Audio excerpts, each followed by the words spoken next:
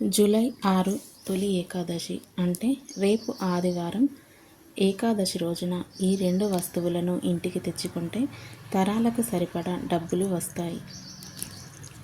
July 6న తొలి ఏకాదశి రాబోతుంది. పరమ పవిత్రమైన రోజు. అయితే ఈ ఏకాదశి రోజున ఎవరైతే మర్చిపోకుండా ఇంటికి ఈ రెండు వస్తువులు తెచ్చుకుంటారో వారి సుడి తిరగబోతుంది. 7 తరాలకు సరిపడా డబ్బు వస్తుంది. అష్టైశ్వర్యాలు ప్రాప్తిస్తాయి. మహారాజ యోగం పడుతుంది. ఇంట్లో లక్ష్మీదేవి తిష్ట వేసుకొని కూర్చుంటుంది. కావలసినంత ఐశ్వర్యాన్ని ఇస్తుంది. కాబట్టి ఈ రోజున ఈ రెండు వస్తువులను ఇంటికి తెచ్చుకోండి. చాలా అద్భుతమైన ఫలితాలు వస్తాయి. జీవితం మారిపోతుంది. మీరు పట్టిందల్లా బంగారం అవుతుంది. అలాగే ఈ వీడియో చూసే ముందు ఓం నమో నారాయణాయ అని ఒక చిన్న కామెంట్ చేయండి. కూర్చొని తిన్నా తరగని ఆస్తి మీ సొంతమవుతుంది.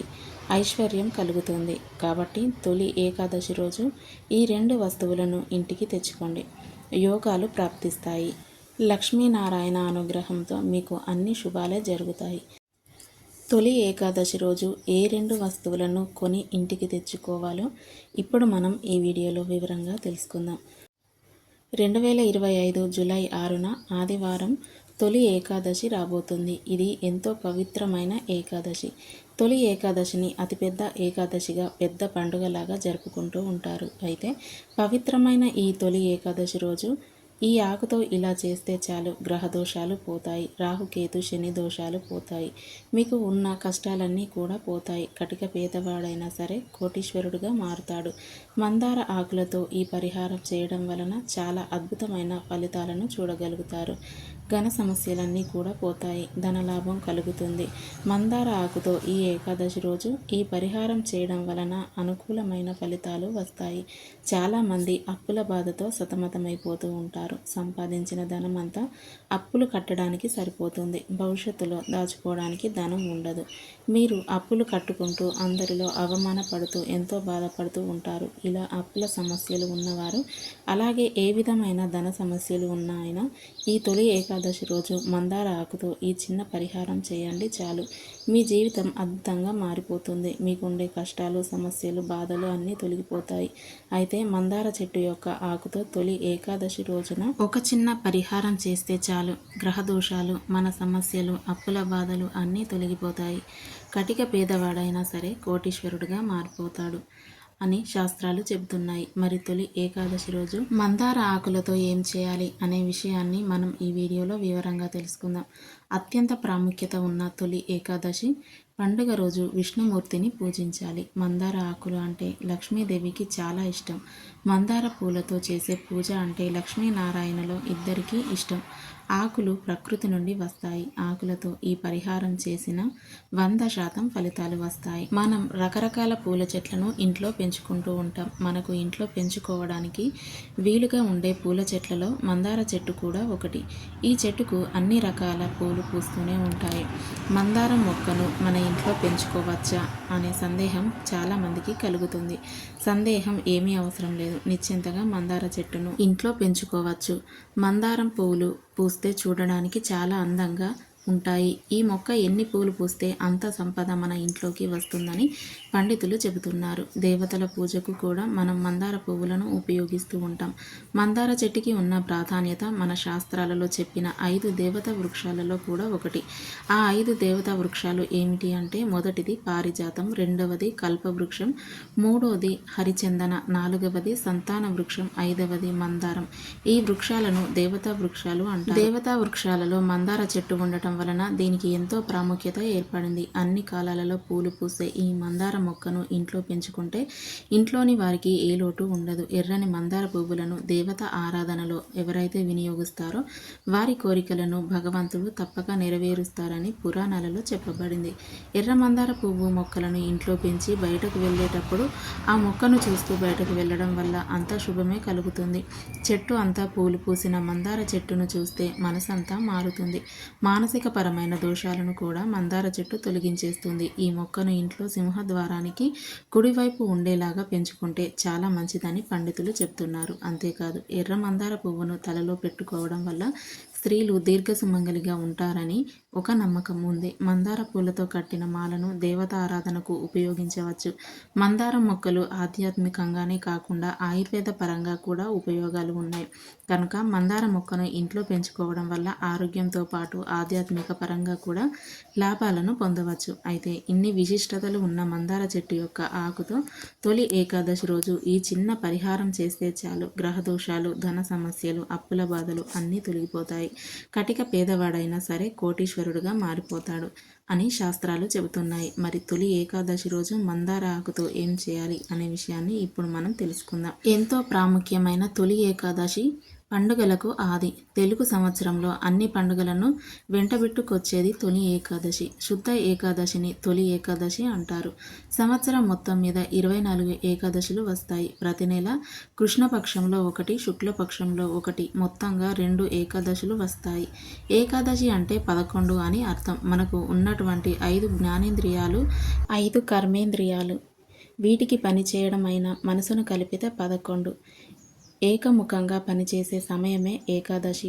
ఆషాఢ మాస ఏకాదశిని తొలి ఏకాదశిగా జరుపుకుంటారు. దీన్ని శయన ఏకాదశి, ప్రథమ ఏకాదశి, హరివాసనం అని కూడా అంటారు. ఈ రోజు నుంచి శ్రీ మహావిష్ణువు క్షీరాబ్దిలో శేషపాన్పు పైన శయనిస్తాడు. అందుకే దీన్ని శయన ఏకాదశి అని కూడా అంటారు. పంచభూతాలు, సూర్యచంద్రులు, గ్రహాలు పరస్పర సంబంధాన్ని, గమనాన్ని బట్టి ఇది ప్రకృతిలో జరిగే మార్పులకు సంకేతంగా చెప్పవచ్చు. ఉత్తర దిశగా ఉన్న సూర్యుడు ఈ రోజు నుండి దక్షిణ దిశగా కనిపిస్తాడు. ఉదయిస్తున్నట్లుగా కనిపిస్తాడు. అంటే దక్షిణ వైపునకు మరలినట్లు ఈ రోజు నుంచి దక్షిణాయనం ప్రారంభ సూచిస్తుంది. ఏకాదశి రోజున ఆడవాళ్ళు పొరపాటున కూడా ఈ తప్పులు చేయకూడదు. చేస్తే ఇంటికి అరిష్టం చుట్టుకుంటుంది. అసలు మంచిది కాదు. 7 తరాల వరకు దరిద్రం అనుభవిస్తారు అని పండితులు చెబుతున్నారు. ఏకాదశి రోజు తెలియక ఈ పనులు చేస్తే మీ జీవితం సర్వనాశనం అవుతుంది అని పండితులు చెప్తున్నారు. మరి తొలి ఏకాదశి రోజు చేయకూడని ఆ తప్పు పనులు ఏమిటో ఇప్పుడు మనం ఈ వీడియోలో తెలుసుకుందాం. తొలి ఏకాదశి రోజు చేసే ఉపవాసం చాలా విశేషమైనది. ఈ ఉపవాసం ఎలా చేయాలంటే మొట్టమొదటిగా దశమి రోజు రాత్రి అల్పాహారం మాత్రమే తినాలి. విపరీతంగా తినకూడదు. అల్పాహారం తిని భూశయనం చేయాలి. ఏకాదశి రోజు ఉదయమే స్నానం చేసి సంకల్పం చెప్పుకొని ఉపవాసం ఉండాలి. ఉపవాసం 3 రకాలుగా చేయవచ్చు. అంటే అసలు ఏమీ తినకుండా ఉపవాసం ఉండవచ్చు, లేదా పండ్లు తిని ఉపవాసం ఉండవచ్చు, ఒక పూట భోజనం చేసి ఏకభుక్త ఉపవాసం ఉండవచ్చు. 15 ఏళ్ళు పైబడిన వారు, 60 ఏళ్ల లోపు వారు మాత్రమే ఉపవాసం ఉండాలి. అనారోగ్యం ఉన్నవారు, స్త్రీలు, గర్భిణీ స్త్రీలు, షుగరు, బీపీలు ఉన్నవారు ఉపవాసం చేయనవసరం లేదని శాస్త్రమే చెబుతుంది. కాబట్టి ఇలాంటి వారు దయచేసి ఉపవాసం చేసి ప్రాణాల మీదకు తెచ్చుకోకండి. తర్వాత మరుసటి రోజు ద్వాదశికి వెళ్ళేలోపు పారణ చేయాలి. అంటే ఏదో ఒక ఆహారం తీసుకోవాలి. ఇలా తొలి ఏకాదశి రోజు ఉపవాసం ఉండగలిగితే మీకు లక్ష్మీనారాయణ సంపూర్ణ అనుగ్రహం లభిస్తుంది. లక్ష్మీదేవి అనుగ్రహం లభిస్తే ఇక సంపదలు, వైభవం అన్నీ వస్తాయి. అలాగే రక్షణ వస్తుంది. ఇక ఏకాదశి రోజు అసలు కొన్ని తప్పులు చేయకూడదని శాస్త్రం చెబుతోంది. ఏకాదశి అంటే 11 అని అర్థం. 5 జ్ఞానేంద్రియాలు, 5 కర్మేంద్రియాలు, ఒక మనసు, ఈ 11 ఉంటేనే మన జీవితం ముందుకు నడుస్తుంది. 11 ఇంద్రియాలు పవిత్రంగా ఉంచుకోవడం, అదుపులో ఉంచుకోవడమే ఏకాదశి. నాలుక, ముక్కు, చెవి, కన్ను, చర్మం, ఈ 5 జ్ఞానేంద్రియాల వల్లనే మనకు సెన్స్ తెలుస్తుంది. ఏకాదశి రోజు వీటిని పవిత్రంగా ఉంచుకోవాలి. అంటే నాలుకను పవిత్రంగా ఉంచుకోవడం, మాంసం, మద్యం తినకూడదు, ఎక్కువగా మాట్లాడకూడదు, తాంబూలం వేసుకోకూడదు. అలాగే ముక్కు, చెవి, కన్ను, చర్మంతో కూడా ఇలాంటి పనులు చేయకూడదు. అంటే వినకూడనివి వినకూడదు, బూతులు, చెడు మాటలు వినకూడదు, కళ్ళతో చూడకూడనివి చూడకుండా ఉండాలి. ఏకాదశి రోజు అభ్యంగన స్నానం చేయకూడదు. ఎందుకంటే అది భోగదాయకం. క్షవరం కూడా చేయించుకోకూడదు. ఇది 5 జ్ఞానేంద్రియాలలో చేయకూడని తప్పులు.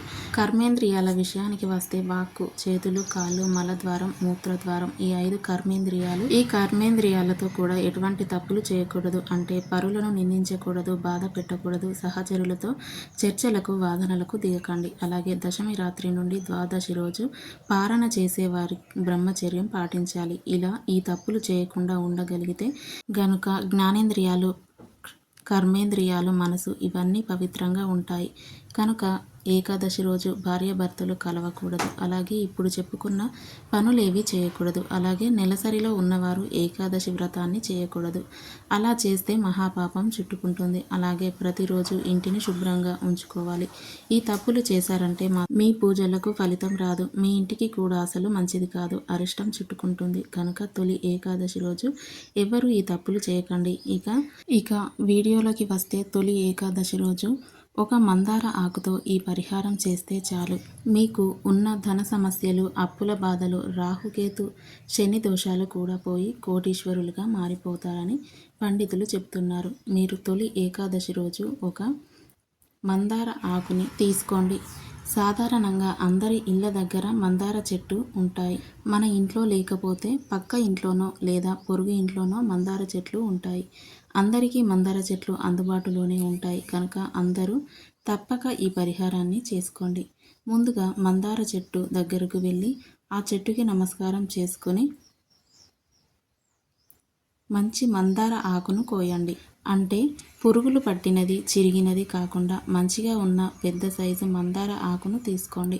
ఆ ఆకును తీసుకొని మీ ఇంటి లోపలికి వచ్చేయండి. మందార ఆకులకు మన కష్టాలను, సమస్యలను తొలగించే శక్తి ఉంది. మన జీవితాన్ని అద్భుతంగా మార్చేసే శక్తి కూడా ఉంటుంది.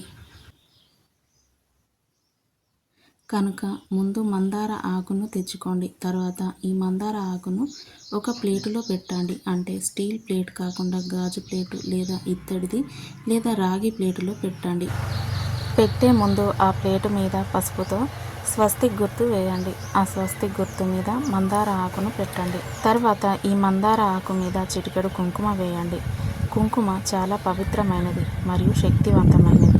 కుంకుమ వేసిన తర్వాత దాని మీద కల్లుప్పు ఉంటుంది కదా, ఆ కల్లుప్పు కూడా వేయండి. ఆకు మీద ఎంత ఉప్పు పడితే అంత ఉప్పును వేయండి. ఉప్పు గురించి ప్రత్యేకంగా చెప్పవలసిన అవసరం లేదు. ఉప్పు నెగిటివ్ ఎనర్జీని లాగేసుకుంటుంది, దుష్ట శక్తులను తరిమి కొడుతుంది. మన కోరికలను తీర్చే శక్తి ఉప్పుకు ఉంది. కనుక మందార ఆకు మీద కల్లుప్పును వేయండి. కుంకుమ, ఉప్పు ఈ రెండింటిని వేసిన తర్వాత ఈ ప్లేటును తీసుకుని వెళ్ళి మీ ఇంట్లో వంటగదిలో కానీ, హాల్లో కానీ, ఈశాన్యంలో కానీ పెట్టండి. ఏకాదశి రోజు ఉదయం లేచినప్పటి నుండి రాత్రి 12 లోపు ఎప్పుడైనా సరే ఈ పరిహారం చేసుకోవచ్చు.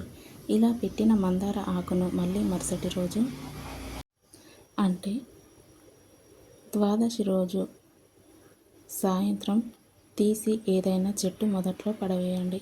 మందార ఆకును మన సమస్యలను తొలగించే శక్తి ఉంది కనుక తొలి ఏకాదశి రోజు ఈ మందార ఆకు పరిహారం చేస్తే చాలు. మీకు ఉండే అప్పులు తీరిపోతాయి, ధన సమస్యలు పోతాయి, రాహుకేతు శని దోషాలు పోతాయి. మీరు అపర కుబేరులుగా మారిపోతారు. కాబట్టి మీరు కూడా తొలి ఏకాదశి రోజు మందార ఆకుతో ఈ చిన్న పరిహారాన్ని చేసి శుభ ఫలితాలను పొందండి. అలాగే ఈ తొలి ఏకాదశి రోజున గుడికి వెళ్ళినప్పుడు విష్ణుమూర్తిని పూజించేటప్పుడు మందార ఆకు మీద దీపాన్ని పెట్టండి.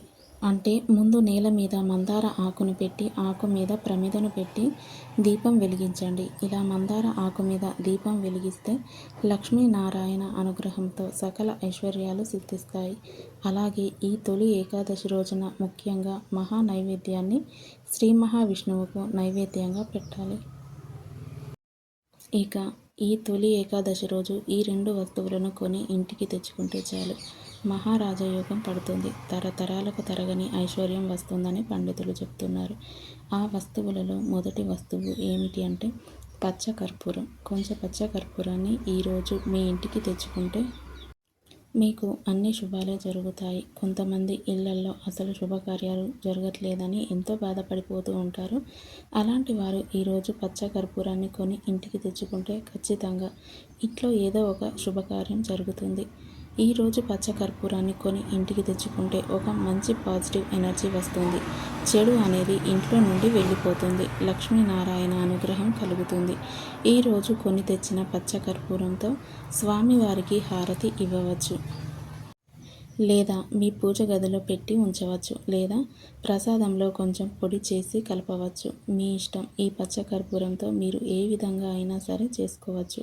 కానీ ఖచ్చితంగా పచ్చ కర్పూరం కొని తెచ్చుకోండి. మీ ఇంట్లో ఆల్రెడీ ఉన్న పర్వాలేదు, కొంచెం పచ్చ కర్పూరమైనా సరే కొని తెచ్చుకోండి.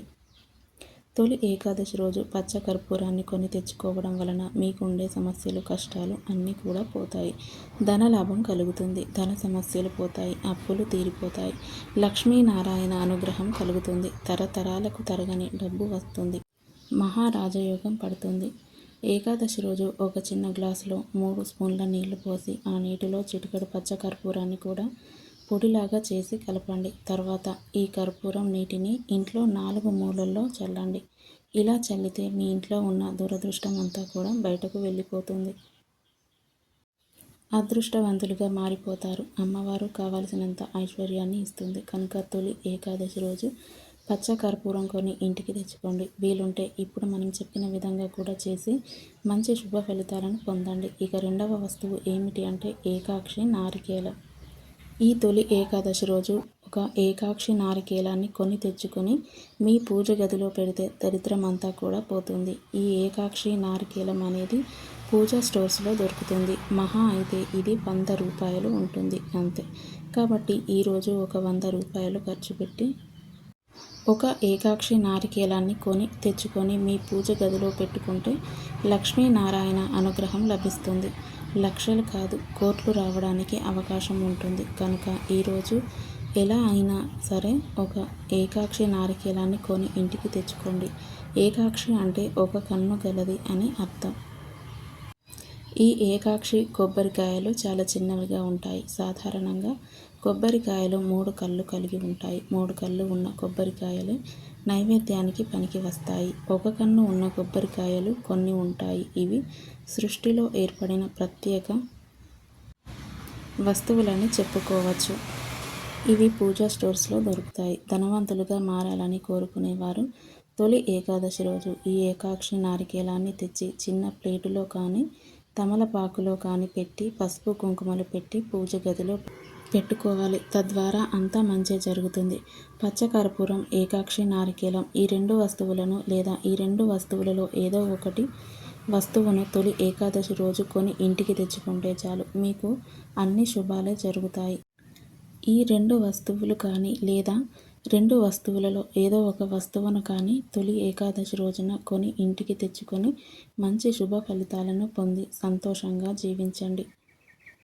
ఈ వీడియో కనుక మీకు నచ్చినట్లయితే ప్లీజ్ లైక్ చేసి మీ ఫ్రెండ్స్కి షేర్ చేయండి. అలాగే మా కొత్త వీడియోస్ మీకు వెంటనే చేరాలంటే మా ఛానల్ని సబ్స్క్రైబ్ చేసుకొని పక్కనే ఉన్నటువంటి బెల్ ఐకాన్ని ప్రెస్ చేయండి.